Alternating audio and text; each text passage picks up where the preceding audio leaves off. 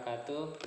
Bapak Ibu, teman-teman sekalian, di kesempatan yang baik ini saya ingin menyampaikan tips singkat bagaimana penerapan pembelajaran berdiferensiasi. Ada 3 hal yang perlu kita lakukan untuk menerapkan pembelajaran berdiferensiasi tersebut. Yang pertama, kita melakukan pemetaan kebutuhan belajar berdasarkan 3 aspek, yaitu aspek kesiapan belajar, minat belajar, dan profil belajar murid. Ini bisa kita lakukan melalui wawancara, observasi, atau kita melakukan survei dengan menggunakan angket. Yang kedua, kita merencanakan pembelajaran berdiferensiasi berdasarkan hasil pemetaan tersebut. Kemudian yang ketiga, kita perlu melakukan evaluasi dan refleksi dari pembelajaran yang telah kita lakukan. Nah, pemetaan kebutuhan belajar murid itu merupakan kunci pokok yang Bapak Ibu perlu pahami, karena dengan pemetaan kebutuhan belajar tersebut akan menentukan bagaimana langkah Bapak Ibu selanjutnya menerapkan pembelajaran berdiferensiasi itu. Jika hasil pemetaan kita tepat, maka rencana dan pelaksanaan pembelajaran juga kita akan tepat.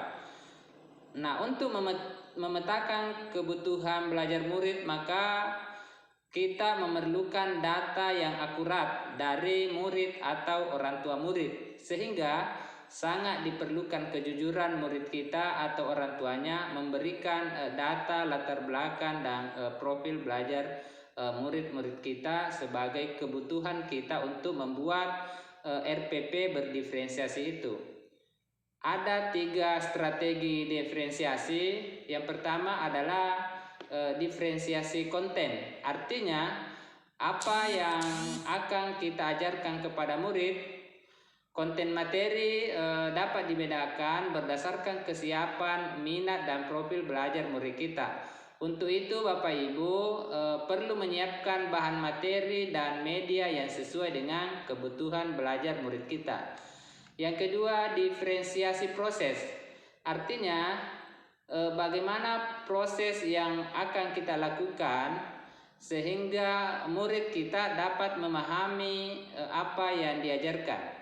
Proses dapat dilakukan dengan menggunakan antara lain kita memberikan kegiatan berjenjang, kita dapat menyediakan pertanyaan-pertanyaan pemandu atau tantangan yang perlu diselesaikan murid kita berdasarkan minatnya, atau ada daftar tugas yang bervariasi sesuai dengan pemetaan profil belajar murid kita, sehingga waktu menyelesaikan tantangan tersebut dapat berbeda. Yang ketiga, diferensiasi produk.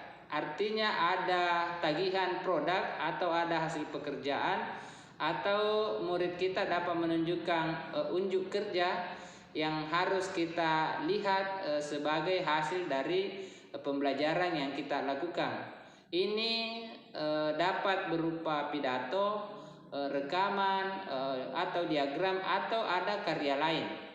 Sehingga dalam diferensiasi produk ini kita dapat melakukannya dengan memberikan tantangan yang juga bervariasi sesuai dengan hasil pemetaan profil belajar tadi, sehingga kita dapat melihat bagaimana murid-murid kita mengapresiasikan pembelajaran sesuai dengan apa yang diinginkan.